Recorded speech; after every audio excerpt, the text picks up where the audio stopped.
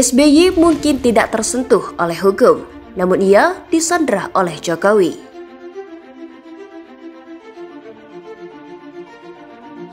Proyek mangkrak itu dibiarkan mangkrak, maka dia akan menjadi kerugian negara.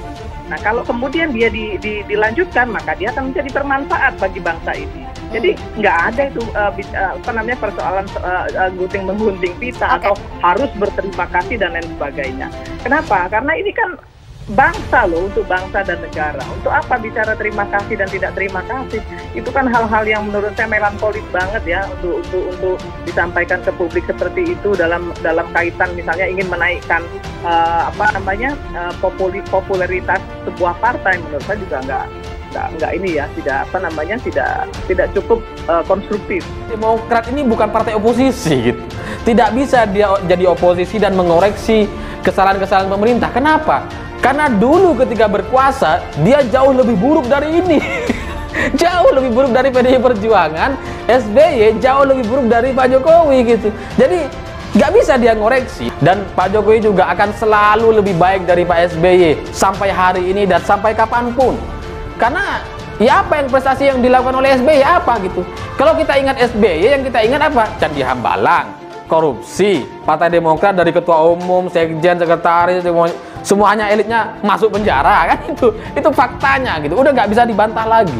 Jadi saran saya bagi Demokrat ya introspeksi lah.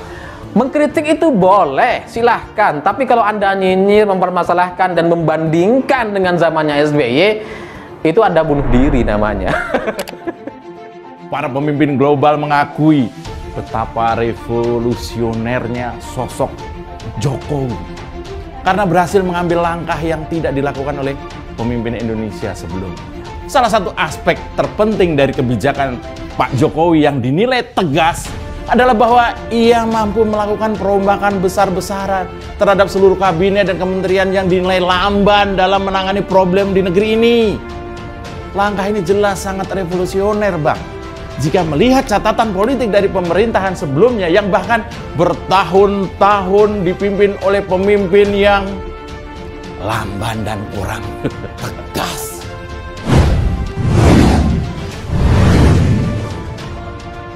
Tolong jangan dibiasakan hanya membaca judul artikel tanpa membaca isinya terlebih dahulu. Karena bisa jadi apa yang dipahami dari judul berbeda dengan isi sesungguhnya dari artikel. Judul tersebut bukan berarti bahwa Jokowi adalah dalang di balik apa yang menimpa SBY, sama sekali tidak. Oke, saya akan lanjutkan. Sebagian besar pendukung Jokowi atau orang yang benci terhadap SBY tentu merasa senang nama SBY disebut dalam sidang EKTP. Selain SBY, Ibas juga disebut-sebut terlibat.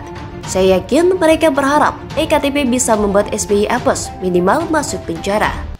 10 tahun memimpin Indonesia yang hanya mewariskan hutang dan proyek mangkrak cukup membuat rakyat marah. Jika SBY sampai masuk penjara, itu bisa jadi penawar kemarahan rakyat. Namun entah mengapa, saya tidak yakin SBY akan sampai masuk ke penjara. Saya lebih condong meyakini bahwa SBY memang tidak tersentuh.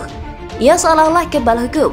Pengadilan maupun polisi pun sepertinya takut untuk memproses lebih jauh kasus yang menimpa SBY dan keluarganya. Apakah seperti itu? Bisa jadi benar, bisa jadi bukan itu sebabnya. Namun yang pasti, sampai saat ini Pepo masih bisa bernafas dengan lega di Indonesia. Kasus konspirasi besar pembunuhan Nasruddin, di mana Antasari menjadi tumbal pada akhirnya tidak bisa mencerat Pepo. Meskipun Antasari terang-terangan menyatakan bahwa dirinya hanya korban konspirasi rezim SBY, tapi tetap tidak berpengaruh. Pengadilan maupun polisi sepertinya enggan memproses lebih jauh. Kita tentu belum lupa ketika beberapa saat sebelum pencoblosan, Antasari keluar dan mengeluarkan pernyataan bahwa dirinya adalah korban konspirasi rezim SBY. Saat itu SBY menunjukkan sikap yang sama dengan saat ini, yaitu langsung naik pitam, marah, dan melaporkan Antasari dengan tuduhan mencemarkan nama baik. Pada akhirnya kasus Antasari tak mampu membuat SBY masuk penjara. Jangankan masuk penjara, pengakuan Antasari juga sepertinya tidak dipedulikan oleh pengadilan ataupun polisi. Apakah SBY begitu superior hingga seolah-olah kebal hukum?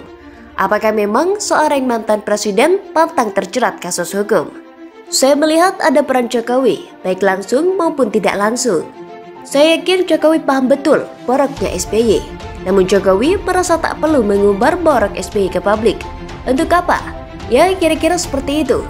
Jokowi bukan tipe presiden yang gemar menjatuhkan citra buruk orang lain untuk mengharumkan namanya sendiri. Jokowi tak perlu menjatuhkan citra SBY agar dirinya dianggap lebih baik oleh rakyat. Jokowi tinggal bekerja dengan baik, pada akhirnya rakyat bisa menilai sendiri hasil kerja Jokowi jika dibandingkan dengan SBY. Jokowi bukan Anies yang menyalahkan dan menjelekkan Ahok agar dirinya dianggap lebih baik oleh Ahok. Nah, meskipun tidak mau membuka borok SBY, tapi Jokowi juga menyandera SBY.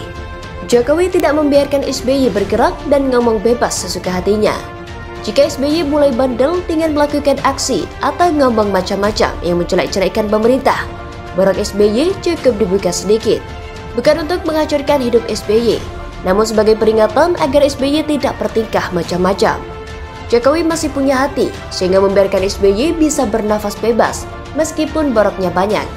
Bagi Jokowi yang penting SBY tidak bertingkah macam-macam. Berkaca pada kasus Antasari yang ternyata menguap dan tak mampu menjerat SBY, maka kemungkinan besar nama SBY dan Ibas hanya akan disebut saja. SBY dan Ibas tidak akan dilibatkan lebih jauh lagi dengan EKTB. Bisa jadi ini adalah sebuah teguran untuk SBY agar tidak ngomong macam-macam. Sebelum ini SBY memang ngomong soal kriminalisasi ulama. Dia meminta pemerintah agar tidak sedikit-sedikit mengkriminalisasi ulama. Pernyataan SBY mungkin dirasa sudah mendiskreditkan pemerintah, sehingga SBY perlu ditegur agar dirinya tidak berani ngomong macam-macam lagi. Pada saat Antasari mengeluarkan pernyataan yang memojokkan SBY, juga diawali dengan omongan SBY yang begitu memojokkan pemerintah. Melihat reaksi berlebihan SBY saat namanya disebut dalam sidang EKTP, saya tidak bisa membayangkan bagaimana jika borok SBY diumbar semuanya oleh pemerintah. Apakah SBY akan mengemis kepada pemerintah agar boroknya tidak diumbar? Yang terakhir saya kembali menekankan ini adalah analisa subjektif saya sendiri. Saya tidak mengatakan bahwa Jokowi adalah dalang di balik hal-hal yang menimpa SBY, sama sekali tidak. Saya hanya menangkap bahwa seolah-olah SBY sedang disandra oleh Jokowi. Sebab SBY tak pernah sampai masuk ke penjara, padahal kasusnya cukup jelas. Namun di sisi lain ketika SBY mulai berubah, maka boroknya diumbar ke publik sedikit, seolah sebagai peringatan agar SBY tidak bertingkah macam-macam.